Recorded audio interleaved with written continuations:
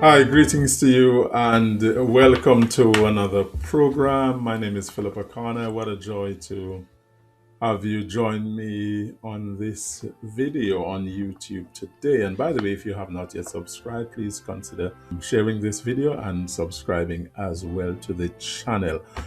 Now, of course, I don't know where you are as far as your examinations are concerned. Peradventure, you have already finished your exams, or you're just about finishing them, or just about to start, whatever level you're at. I just want to strongly encourage you to hang in there, keep the faith, and do not be discouraged and do not be stressed out. But nonetheless, we're going to just talk today briefly about coping with stress. And I understand it can be very, very difficult when you have the exams to do, they're piling up, and it's just so much to be done. The assignments are piling up, and you have received your exam timetables, you're working your way through them, and it's very difficult. But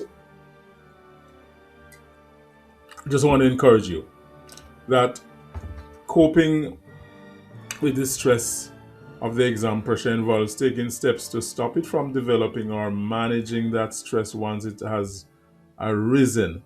And there are some techniques that you can use to help you. And I would suggest that firstly, you try and get organized. In my last video, I spoke about preparation. Fail to prepare, prepare to fail. They say fail to plan, plan to fail. But the positive thing is that you can get organized.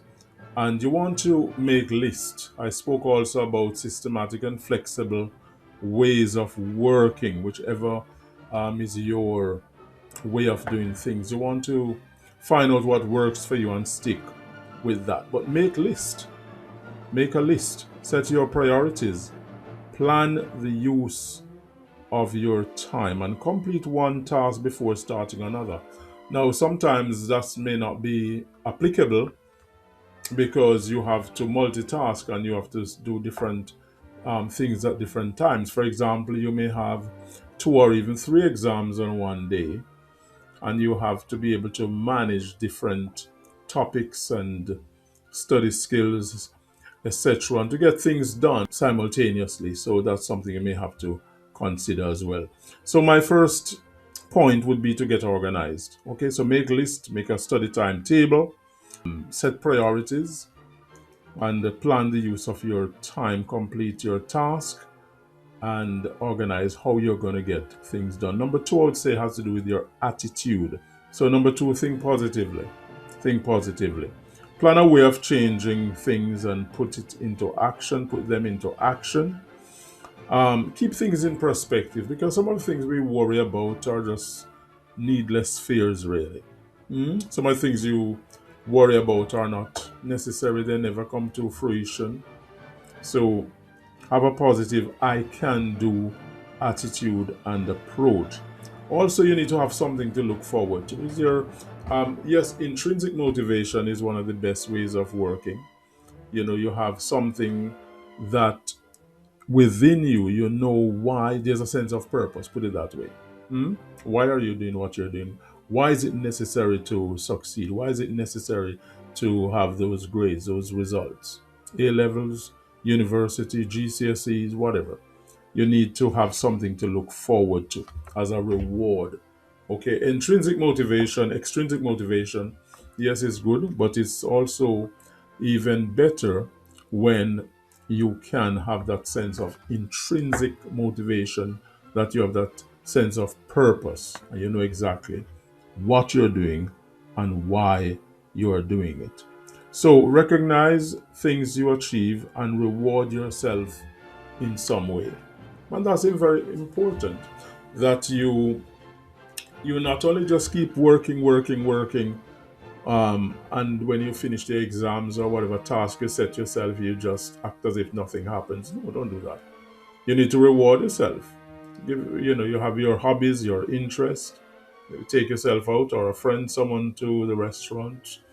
Do something that you enjoy, and reward yourself at each step of the way. Number 3, I would suggest that you develop some relaxation techniques. Find something to do that's healthy and wholesome, that you enjoy. Maybe that you play an instrument, you go swimming. Could be that you maybe just watch a documentary or you read a book, you talk, you fellowship with someone. Hmm? Whatever it is that you enjoy and that can help you to relax. Allow yourself time to relax after a stressful period. You have your exams, you finish them, or in between them, you need to set aside some time for fellowship and relaxation. It could be food, fun, and fellowship. How about that? Take regular exercise. You know, go for walks, jogging, swimming, whatever it is, football, a sport, or something that, as mentioned before, that you enjoy. What about your diet? You need to eat healthily as well.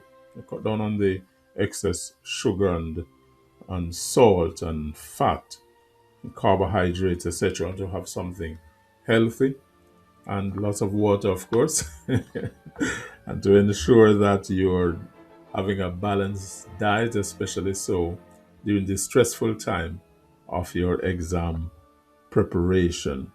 So learn relaxation techniques. All right. And as I said, think positively and learn to relax. Put things in proper perspective. It came to pass, and this too shall pass. You know, there was a time when you were at a certain level and you were so worried, so stressed out, so concerned. Mm? And then you pass that stage and you look back now and you say, what on earth I was so worried about? It could be that you're now doing your GCSEs, you're in year 11. You look back at the time when you were doing your 11 plus and everybody was stressed out. Now that's 5 years earlier. And you look back now and you have to say, why was I so worried? But that was the stage you're at the time. And in the same way you're doing your GCSE at year 11 now, you may be stressed out and worried about it. But trust me, when you get to advanced level, 2 years' time, you're going to look back at GCSE and smile and say that was absolutely nothing. When you have finished your bachelor's degree, A levels will look simple to you.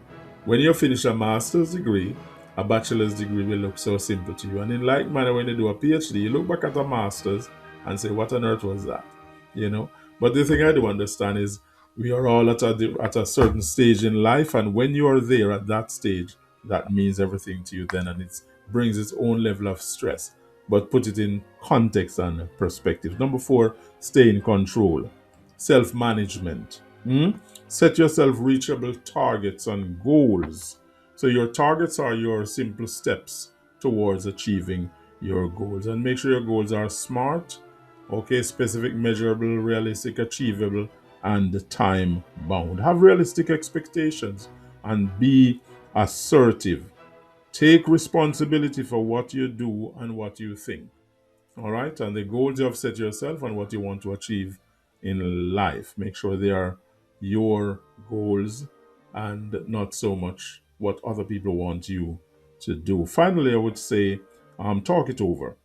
And should you feel stressed, then find someone to talk to. It can be a welfare officer at school, your form teacher, whoever it may be, student support manager at university, your welfare officer, I said before, but do find someone you can talk to. Identify the real cause of your stress. Ask for advice and make up your mind what you want to do and what is it you want to achieve in life. So I just want to strongly encourage you to take it one step at a time. And of course, you focus on what you are good at, what you enjoy. And as I said in my book, Safely Through Unbroken Pieces, focus on what you have left, not on what you have lost. I certainly want to wish you all the very best in your examinations, whatever level you're at, whether you're at secondary school or at university. I just want to wish you all the very best. My name is Phillip. Thanks for joining and look after yourself. See you soon on the next video.